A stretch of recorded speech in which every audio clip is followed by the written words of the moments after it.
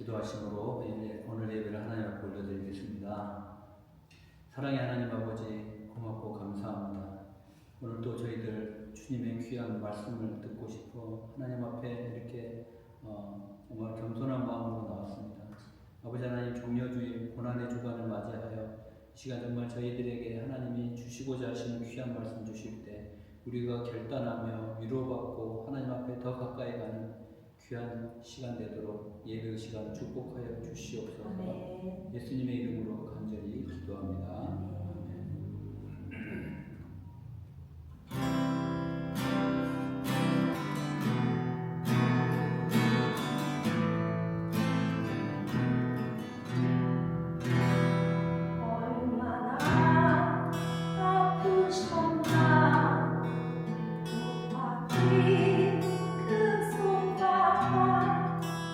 죄 없이 십자가에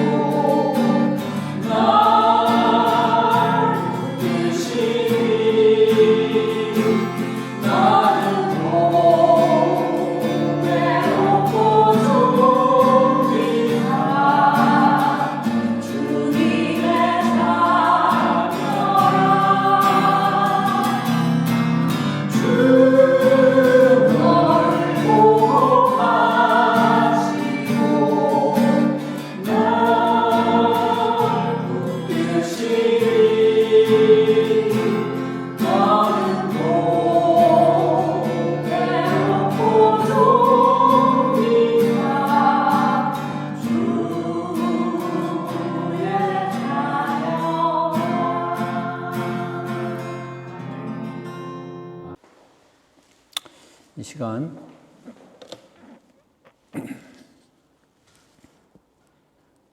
저희에게 주시는 하나님의 말씀입니다. 마태복음 21장 1절에서 11절까지의 말씀입니다. 마태복음 21장 1절로 11절까지의 말씀입니다. 제가 봉독해 드리겠습니다. 그들이 예루살렘에 가까이 가서 감람산 벳바게에 이르렀을 때에 예수께서 두 제자를 보내시며 이르시되 너희는 맞은편 마을로 가라. 그리하면 곧 매인 나귀와 나귀 새끼가 함께 있는 것을 보리니 풀어 내게로 끌고 오라. 만일 누가 무슨 말을 하거든 주가 쓰시겠다 하라. 그리하면 즉시 보내리라 하시니 이는 선지자를 통하여 하신 말씀을 이루려 하심이라. 일러스되 시온 딸에게 이르기를 내 왕이 내게 임하나니 그는 겸손하여 나귀 곧 멍에 매는 짐승의 새끼를 탔도다 하라 하였느니라. 제자들이 가서 예수께서 명하신 대로 하여 나귀와 나귀 새끼를 끌고 와서 자기들의 겉옷을 그 위에 얹음에 예수께서 그 위에 타시니 무리의 대다수는 그들의 겉옷을 길에 펴고 다른 이들은 나뭇가지를 베어 길에 펴고 앞에서 가고 뒤에서 따르는 무리가 소리 높여 이르되 호산나 다윗의 자손이여 찬송하리로다. 주의 이름으로 오시는 이여 가장 높은 곳에서 호산나 하더라. 예수께서 예루살렘에 들어가시니 온 성이 소동하여 이르되 이는 누구냐 하거늘 무리가 이르되 갈릴리 나사렛에서 나온 선지자 예수라 하니라. 아멘. 할렐루야. 오늘은 종려주일입니다. 예수님께서 유대인의 가장 큰 명절인 유월절을 기념하기 위하여 이제 예루살렘에 입성하신 그 날을 기념하는 날입니다. 또 동시에 이 종려주일은 고난주간의 시작을 의미합니다. 십자가 고난의 길이 이제 본격적으로 열리는 시작점이기도 합니다. 유대인의 여러분 전통에 따르면 6월절에는 흠없는 어린 양을 제물로 희생제물로 드렸어요. 그래서 그 어린 양을 5일 전에 이제 준비해야만 했습니다. 그런데 예수님은 바로 그 6월절 어린 양처럼 지금 예루살렘으로 들어오고 계시는 것입니다. 요한복음 1장 29절에는 이렇게 나오죠. 보라, 세상 죄를 지고 가는 하나님의 어린 양이로다. 이렇게 나옵니다. 먼저 오늘 본문 1절입니다. 1절에 보면은 감람산 벳바게라는 지명이 나와요. 예수님이 지금 감람산 벳바게에 서 계시는 거예요. 이 감람산 벳바게라는 지역은 예루살렘 동쪽에 위치한 작은 마을이에요. 그리고 이 마을에서는 예루살렘을 이렇게 다 내려다볼 수 있는 그런 지형에 위치해 있어요. 해발 약 826m 정도 되고 이 예루살렘 시가지는 약 해발 740m 정도 되니까 약 80m 정도 높은 데서 지금 예루살렘 시가지를 내려다보고 계시면서 이 말씀을 하고 계시는 거예요. 한번 여러분들이 머릿속으로 그것을 한번 상상을 해보세요. 거기서 이제 예수님께서 이 두 제자에게 부탁을 하는데 약간 엉뚱한 부탁을 해요. 2절에 보면은 이르시되 너희는 맞은편 마을로 가라. 그리하면 곧 매인 나귀와 나귀 새끼가 함께 있는 것을 보리니 풀어서 내게로 끌고 오라는 이런 부탁을 하는 거예요. 제자들에게. 맞은편 마을로 가서 나귀랑 나귀 새끼를 끌고 오라는 거예요. 이 예수님께서 예루살렘에 입성하시는 이 장면은 사복음서에 똑같이 다 나옵니다. 그만큼 이 예루살렘에 입성하는 이 장면이 매우 중요한 사건이라는 거예요.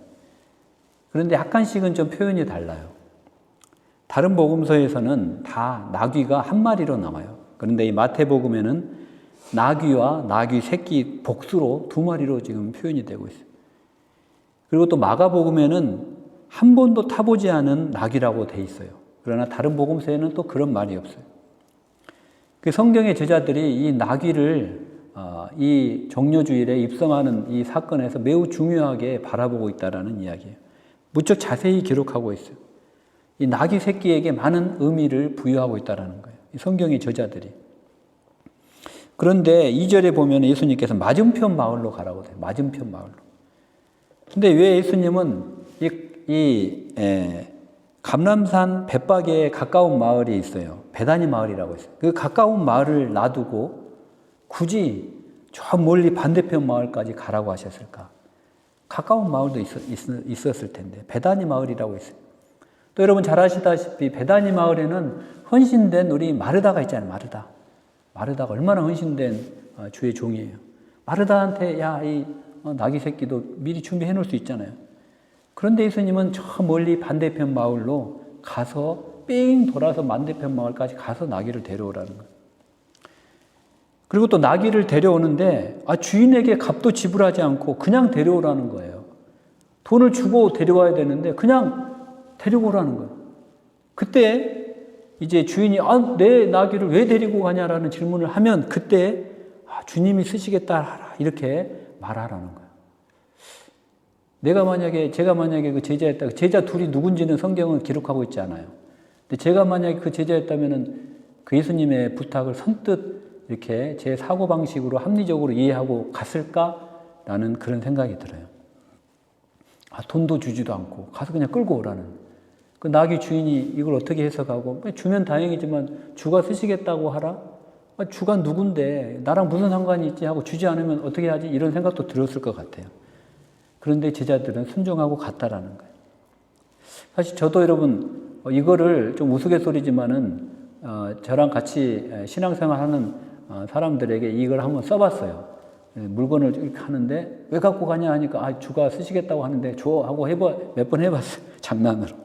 근데 그게 먹히더라니까요. 근데 물론 저야 이 성경의 결말을 알았지만은 아무튼 그때 당시에는 이 두 제자가 아마 약간 좀 의아하게 벙 쪘을 것 같아요. 이 두 제자가 누군지는 성경에 기록하고 있지 않으니까 잘 모르겠는데 아마 다혈질 베드로나 우레의 아들 보아너게 야고보 요한이었다면 아마 어땠을까 상상을 저는 한번 해보기도 합니다. 아무튼 제자들이 투덜투덜 갔는지 아니면 네 하고 갔는지 기록은 나와 있지 않는데 아무튼 순종해서 갔다라고 되어 있어요. 여러분 우리는 때로 순종하는 것이 합리적이지 않게 보일 때도 있다라는 거예요. 순종하는 것이. 그러나 중요한 것은 우리가 순종할 때 거기에 주님의 임마누엘이 함께한다라는 사실입니다. 나귀는 가까운 베다니 마을이 아니라 반대편 마을에 있다라는 거예요. 사실 여러분 예수님께서 마음만 먹으시면 이 나귀 한 마리 정도 원격으로 지금 감람산으로 갖고 오지 못하게 하시겠어요? 다 충분히 하실 수가 있는데 굳이 제자를 보낸단 말이에요. 반대편 마을까지. 예수님의 사역에는 반드시 우리 인간의 헌신을 주님은 필요 없지만 그와 함께하고 싶어 하신다는 거예요. 주님의 헌신에는 우리의 인간의 헌신을 동반하고 싶어 하신다는 거예요. 어떤 신학자는 예수님이 이미 나귀에게 그 나귀 값을 지불했다라고 주장을 하기도 합니다.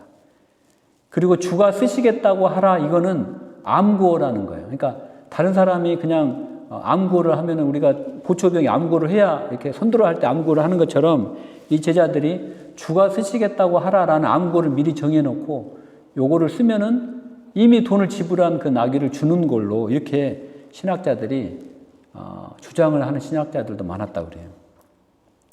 그래서 예나 지금이나 하나님의 역사를 의심의 눈초리로 보는 사람이 많았다는 거예요. 믿음이 없이는 주님을 볼 수가 없는 거예요. 자, 이제 제자들이 나귀 새끼를 끌고 왔습니다. 이제 끌고 온 거예요. 그리고 예수님이 그 나귀를 타고 예루살렘으로 입성합니다. 여러분, 예수님께서 왜 나귀를 타셨을까? 이제 만왕의 왕으로 오신다면서 그 시대에는 개선장군처럼 왕으로 입성하는 분은 다 백마나 흑마를 탔다고 그래요. 근데 예수님께서는 그 나귀를 탄 거예요, 나귀를. 그것도 새끼 나귀를 타고 입성하는 거예요. 너무 초라하지 않나요, 여러분? 저는 그 상상만 해도 괜히 아마 우스꽝스러운 것 같아요. 그래서 제가, 그 그 사진을 한번 뽑아 봤는데 나귀도 작은데 나귀 새끼는 얼마나 작겠어요. 그런데 이렇게 나귀 새끼를 큰 성인이 타고 오는 이런 장면을 한번 상상을 한번 해보세요. 얼마나 우스꽝스러운지. 예수님은 큰 성인인데 이 나귀는 너무 작은 거야. 가분수도 아니고. 이것을 보면서 얼마나 우스꽝스러웠을까라는 생각을 저는 해봅니다. 사실 여러분, 오늘 예수님의 이 예루살렘의 입성은 예수님의 공생의 사역 33년 동안 어떻게 보면 가장 중요한 클라이막스나 다름이 없다라는 것입니다. 사실 그동안의 모든 사역은 바로 오늘 이 예루살렘의 왕으로 입성하는 이날을 준비하기 위하여 준비된 그런 액세서리나 다름없는 거예요. 오늘이 가장 중요한 날이에요. 모든 인류를 구원하시기 위해 이제 십자가에 달리시기 위하여 예루살렘 성으로 입성하시는 거예요. 고난주간이에요. 어떻게 보면 십자가의 길을 걷는 출정식이라고도 할 수가 있는데 이 예수님이 그 출정식에 이렇게 초라한 나귀를 타고 오셨다라는 거예요. 저 같으면은 이런 정말 중요한 사건에 입성할 때 여러분들 잘 아시는 암행어사 출두야처럼 마패를 꺼내가지고 그냥 암행어사 출두요 하고 나타나면서 멋지게 나타나서 포졸 천사들을 지켜가지고 오랏줄로 마귀를 묶어버리고 빌라도 총독도 그냥 한 방에 날려버리고 싶은데 예수님은 그렇지 않으셨다는 거예요. 나귀를, 그것도 보잘것없는 새끼 나귀를 타고 왜 오셔야만 했을까? 그것은 바로 우리 구약에 있는 스가랴서 9장 9절에 그 예언의 말씀을 예수님은 성취하고자 하셨기 때문에 나귀 새끼를 타고 오셨어요. 스가랴 9장 9절에는 뭐라고 나오냐면은 그는 겸손하여 나귀를 타시나니 나귀의 작은 것 곧 나귀 새끼니라라고 이미 구약 성경에는 예수님의 입성에 대해서 예언을 하고 있다는 스가랴 선지자가 그 구약의 예언을 성취하시기 위하여 겸손히 나귀를 타신 것이. 그러나 여러분, 이렇게 나귀 새끼를 타고 입성하는 예수님을 향하여 군중들이 이제 환호성을 지르며 격하게 맞이해요. 어떤 사람들은 막 자기 겉옷을 벗어서 길에 펴고, 어떤 사람은 종려나무까지, 승리의 심벌인 종려나무를 흔들면서 막 환호성을 지르기 시작해요. 호산나 다윗의 자손이여, 주의 이름으로 오시는 이여, 가장 높은 곳에서 호산나. 여러분이 호산나라는 이 말은 히브리어 호시아나에서 오는 말로 우리를 제발 구원하소서, 제발 살려주십시오라는 그런 간구예요. 백성들은 이 로마의 압제에서 시달리다가 구세주로 오시는, 메시아로 오시는 예수님을 다윗 왕처럼 정치적인 자신들을 독립시켜줄 그런 메시아로 기대하고 환영하고 있었습니다. 그런데 여러분, 재밌는 거는 이렇게 주님 제발 살려주세요, 호산나 외쳤던 군중들이 일주일이 채 안 돼서는 십자가에 못 박으소서, 저 예수를 죽이소서 하는 걸로 외침이 바뀐다라는 거예요. 그 뜨거웠던 열기는 도대체 어떻게 식어버렸고 어디로 갔냐는 거예요. 이 군중들이 이러는 거예요. 도대체 이게 뭐야? 우리가 겉옷을 펴서 드렸고 헌신하고 그렇게 우리가 430년을 기다렸는데 예수님 십자가에 달려 돌아가시는 거예요. 분노하는 거예요. 예수를 죽이소서, 십자가에 못 박으소서. 이게 군중들이었다라는 사실. 우리도 마찬가지예요, 여러분. 우리도 시간을 드리고 물질을 드리고 헌신을 드리고 기도하고 우리가 기복을 구하는데 주님이 팔복을 주시니까 분노하고 예수 떠나가는 거 아닙니까, 여러분? 우리가 다 우리의 필요한 것들을 구하는데 예수님은 그게 복이 아니야. 심령이 가난해야 복이야. 애통해야 복이야. 의를 위하여 핍박을 받는 게 복이야라고 팔복을 주니까 이거 뭐지? 벙찌는 거예요. 나는 예수님께 이걸 구했는데 예수님 전혀 다른 걸 주시네? 이건 아니잖아 하면서 예수님을 향한 그 외침이 예수를 죽이소서라는 그런 외침으로 바뀌는 거예요. 우리도 마찬가지예요. 내 주머니, 내 건강, 내 자식, 내 남편 좀 사람 만들어 보려고 예수 믿고 함성을 질렀는데 내가 원하는 건 안 주고 맨날 팔복만 주시니까 분노하고 떠나고 죽이소서 하는 거란 거예요. 이런 사람들을 향하여 여러분, 방주교회 박보영 목사님이라고 계십니다.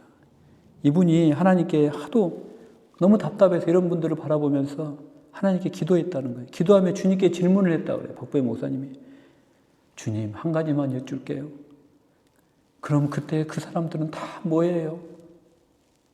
주님이 이렇게 답을 했다는 거예요. 가짜란다. 가짜가 얼마나 많은 줄 아니?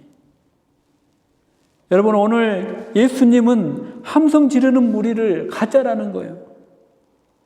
여러분이 평생을 신앙생활했는데 여러분이 여러분의 코끝에 호흡이 멈추고 주님 앞에 인생을 정산하러 섰는데 주님이 얘야 너는 가짜란다 하면은 얼마나 여러분 기가 막히겠어요.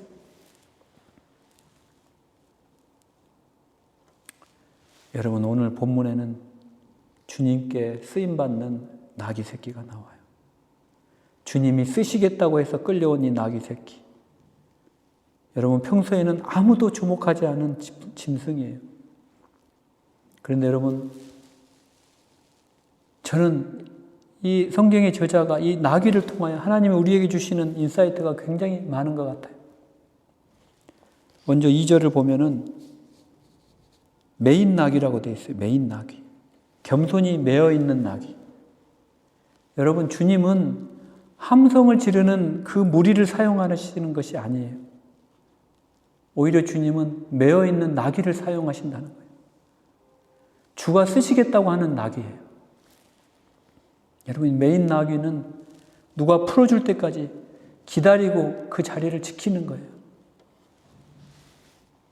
저와 여러분도 정말 어떠한 지금 어려운 상황에 매여 있을 수가 있어요. 또 우리가 겸손해야 되는 그러한 상황에, 환경에 우리가 매여 있을 수가 있어요. 그런데 여러분, 그 환경에 여러분 잘 매여 있습니까? 여러 가지 모양으로 여러분들이 고난을 통과하고 있을지 몰라요. 그런데 여러분, 우리가 스스로 풀려고 하면 할수록 더 단단히 조여지는 것을 우리는 느낍니다. 우리는 주님의 말씀에 매여 있을 때 주님이 쓰실 수 있다는 거예요. 주님의 때에 주님이 풀어주신다는 거예요. 주님의 때에 메인 나귀를 풀고 주님이 쓰시겠다라고 끌고 오라고 할 때까지 기다리는 거예요. 또 이 나귀는 여러분 순종의 상징이에요. 주님이 쓰시고자 하고 탔을 때 발버둥 치지 않았어요. 이 나귀는 묵묵히 주님을 태운 일밖에 없어요. 헌신하고 순종으로. 여러분 중에 혹시 주님이 여러분을 쓰시겠다고 여러분에게 그런 말씀의 은혜를 주셨는데 그 기회가 왔는데 여러분, 주님, 제가 부족하지만 저를 쓰십시오. 저 여기 있습니다라고 고백을 하셨는지, 아니면은 주님, 저는 이제 교회에 좀 더 적응 좀 하고요. 성경 일독도 좀 하고 또 좀 아파트 할부도 좀 갚고 헌금도 좀 그때 가서 할게요. 그리고 나서 헌신할게요. 이런 쪽에 서 계시는지. 여러분, 바쁜 사람은요, 제가 보니까 죽을 때까지 바쁘더라고요. 시간 절대 나지 않습니다. 이유는 다 있어요. 물론 교회에서 너무 많은 봉사하는 거를 저는 추천하지는 않아요. 번아웃이 되거든요. 그런데 충분히 할 수 있을 때 뺀질거리는 것은 우리가 회개해야 된다는 거예요. 제가 제 청년들이나 또 제 자신에게도 자주 하는 이야기가 있는데 메뚜기도 한철이다는 이야기를 저는 많이 해요. 메뚜기도 한철이다. 우리가 주님께 쓰임받고 싶어도 그때 가서는 쓰임받지 못할 때가 온다는 거예요. 잠깐이에요. 잠깐 인생은. 여러분, 모세도 한번 보세요. 모세도 이스라엘을 이집트에서 해방시킨 그 위대한 지도자였어요.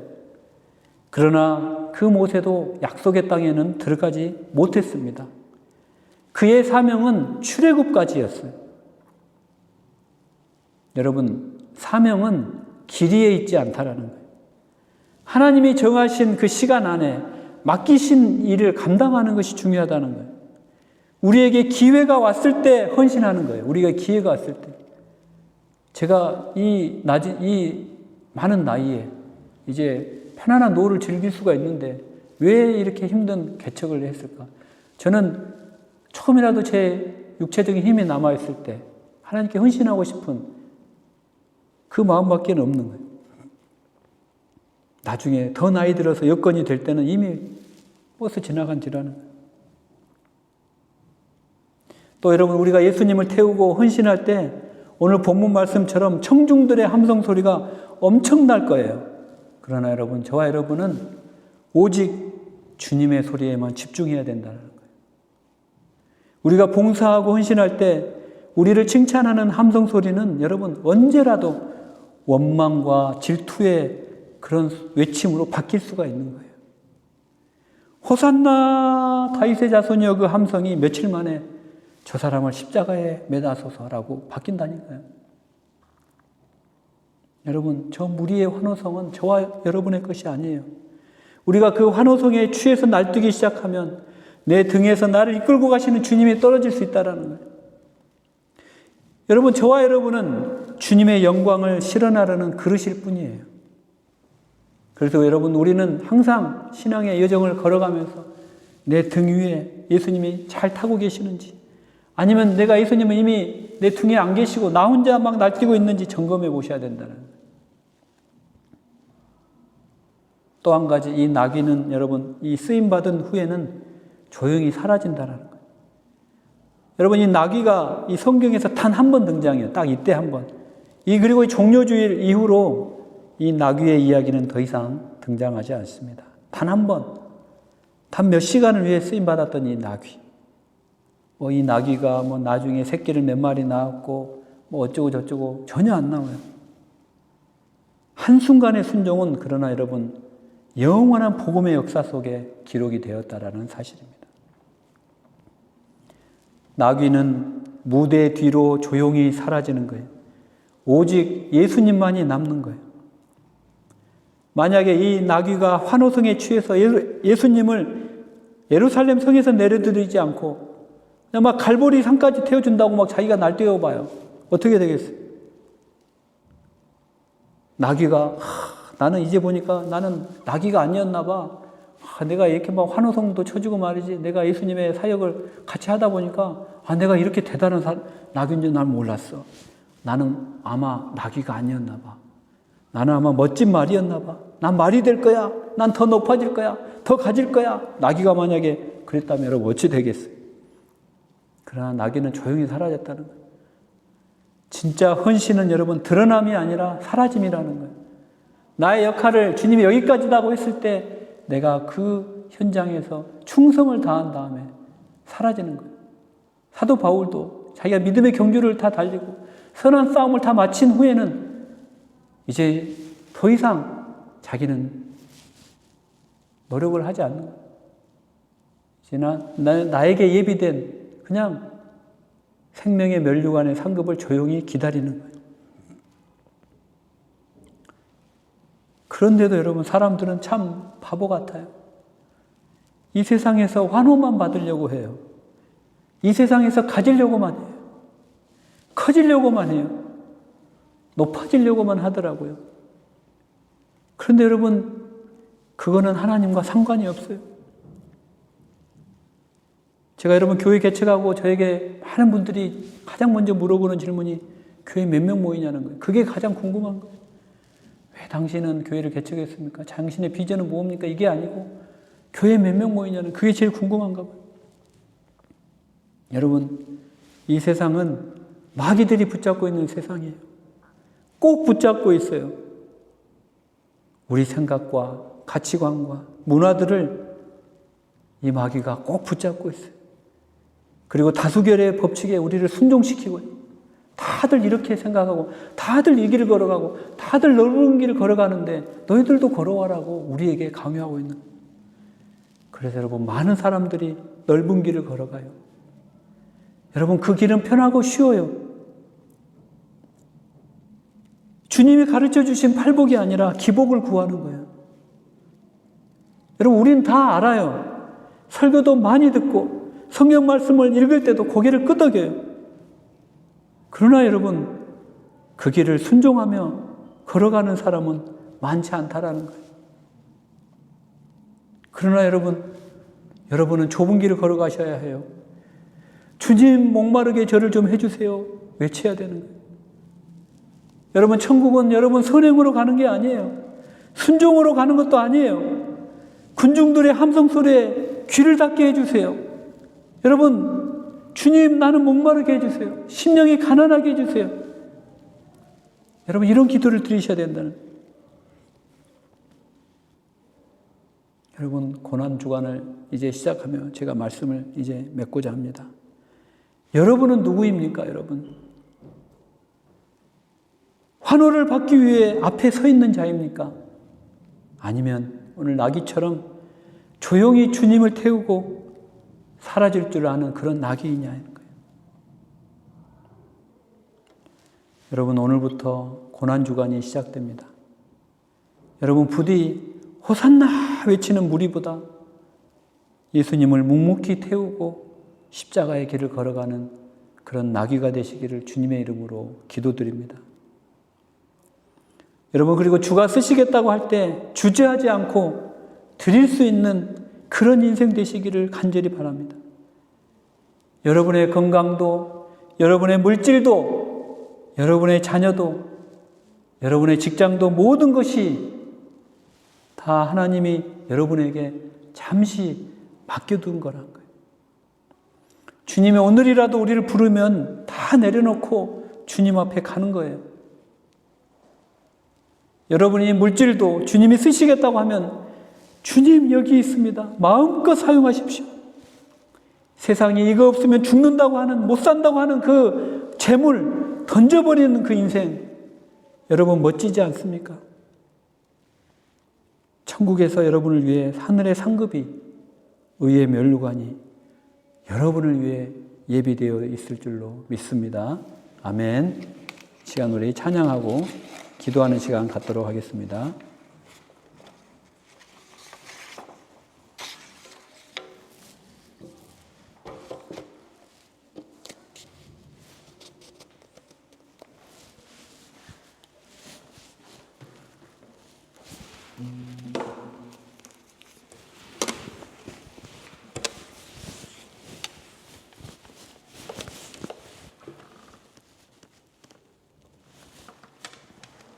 얼마나 아프셨나 찬양 드리겠습니다. 얼마나 아프셨나 못 박힌 그 손과 발 죄 없이 십자가에 매달리신 예수님 하늘도 모든 땅도 조목들도 다 울고 해조차 힘을 잃고 온누리 미치지 않네 끝없어라 주의 사랑 언제나 한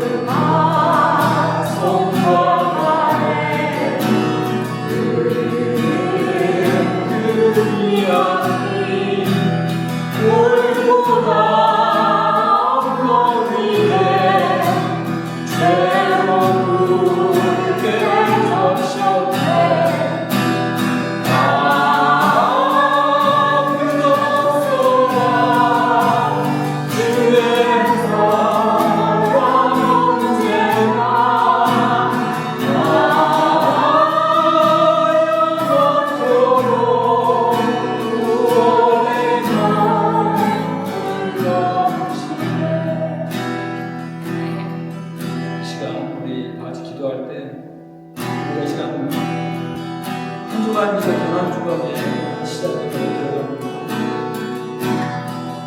우리가 시간 주님의 그 십자가의 고난의 길을 묵상하는 우리에게 도와주시고 우리가 주님의 흘리신 보혈의 능력을 믿어야 우리가 이 인생길을 걸어가는 동안 넓은 길 가지 않고 좁은 길 걸어가게 도와주시고 우리가 그 십자가의 길을 걸어갈 수 있게 도와주시고 아버지 하나님 좁은 길 그러나 고난의 길 그러나 생명의 길을 걸어가게 도와주시고 주여 주여 아버지 하나님 잡아주시고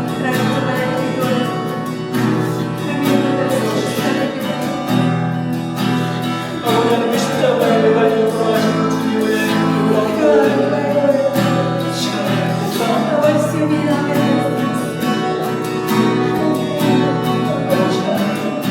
그 피가 나를 살려 아버지 하나님 그 보배로 피가 나를 다시 한번 태워주시고 아버지 하나님 나의 인생을 걸어가서 아버지 하나님 내가 몸을 힘이 없는 관계를 위하여 오직 주님만을 의지하며 나갈 수 있도록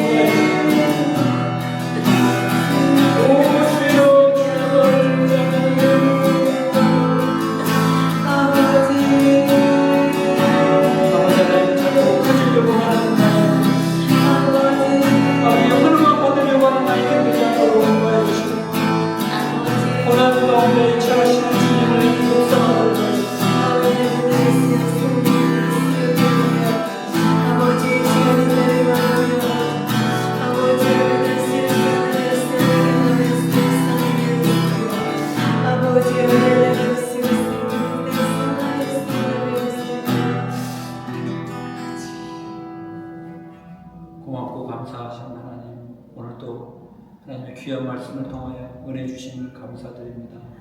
아버지 하나님, 주님께서 걸어가신 그 길, 고난의 길, 십자가의 길, 피 흘리신 길, 가시관에 찔린 그 길, 아버지 하나님, 그러나 그 길은 생명의 길이요 구원의 길임을 인하여 찬양과 영광을 드립니다. 아버지 하나님, 우리의 힘으로는 우리의 생각으로는 그 고난의 길을 도저히 따라갈 수 없습니다. 아버지 하나님, 그러나 그 나귀 새끼가 아버지 하나님 기다림으로 주님을 태우고 아버지 하나님 걸어갔던 것처럼 아버지 하나님, 우리가 주님과 동행하며 이 고난의 주간을 묵묵히 십자가를 지고 걸어가는 저희들이 되도록 도와주시옵소서. 성령 하나님, 이 고난 주간에 그러나 하나님 아버지 부활하실 주님을 우리가 이미 기대하며 찬양하며 나갑니다. 아버지 하나님, 우리가 그저 아버지 하나님 한 주간 동안 이 세상과 벗하지 않도록 도와주시고 이 세상의 넓은 길 누구나 다 걸어가는 그 길을 아버지 하나님 우리가 걷는 한 주간이 되지 않도록 인도하여 주시옵소서. 아버지 하나님, 또 우리 귀한 헌금 드린 손길을 기억하여 주시고 그 헌금을 통하여 아버지 하나님 이 교회를 통하여 이 헌금이 쓰여지는 것을 통하여 죽어가는 영혼들이 주님 앞에 돌아오는 은혜를 허락하여 주시옵소서. 감사드리며 예수님의 이름으로 간절히 기도합니다.